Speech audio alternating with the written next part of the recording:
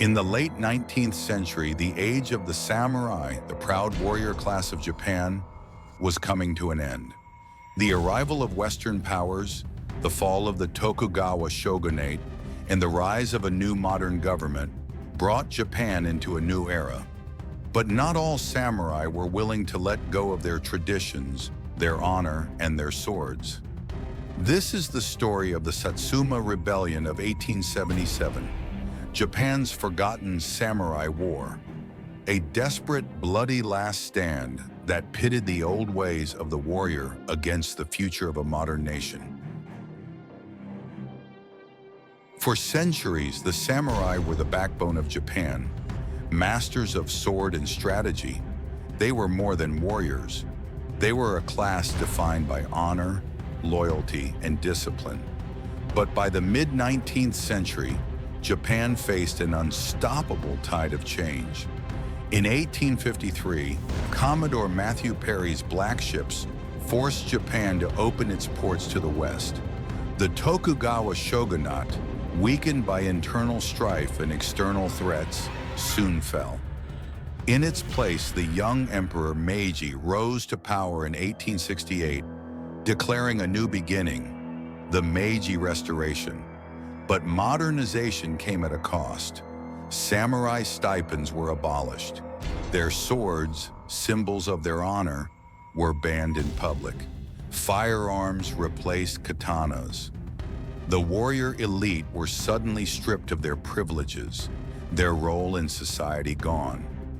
Among those who resisted these reforms was one of Japan's most legendary warriors, Saigō Takamori. Saigō Takamori was no ordinary samurai. Born in the Satsuma domain, he rose to become one of the most powerful military leaders in Japan.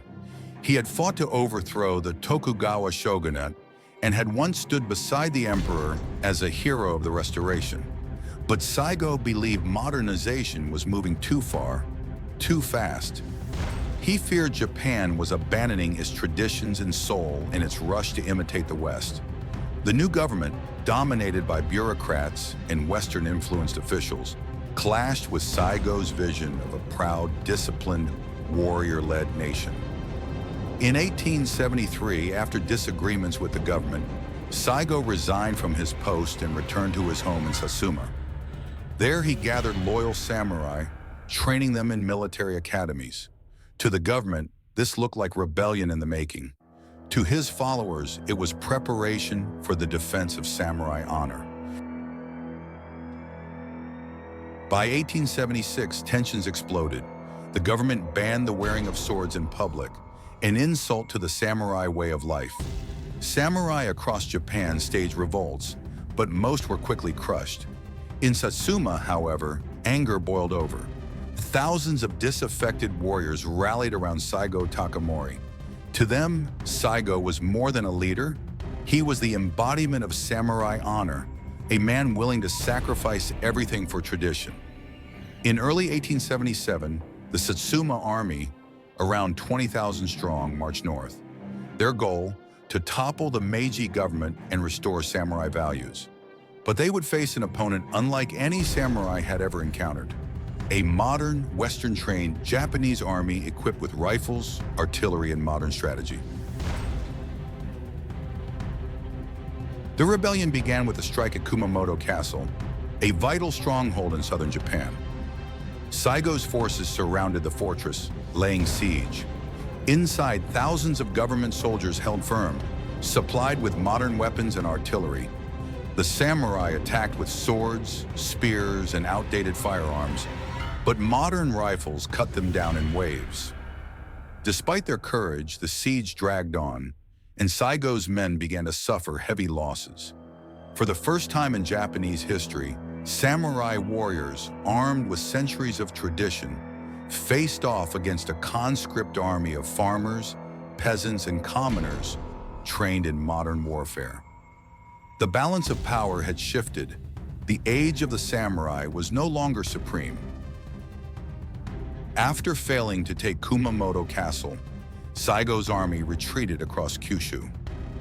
They fought a series of desperate battles: Tabaruzaka, Nobeoka, and countless skirmishes. At Battle of Tabaruzaka, torrential rains turned the fields to mud. Over 15,000 government troops clashed with 15,000 rebels in brutal, close-quarters combat. Muskets and cannons thundered, while swords and bayonets clashed in bloody melees. The fighting lasted days, leaving thousands dead.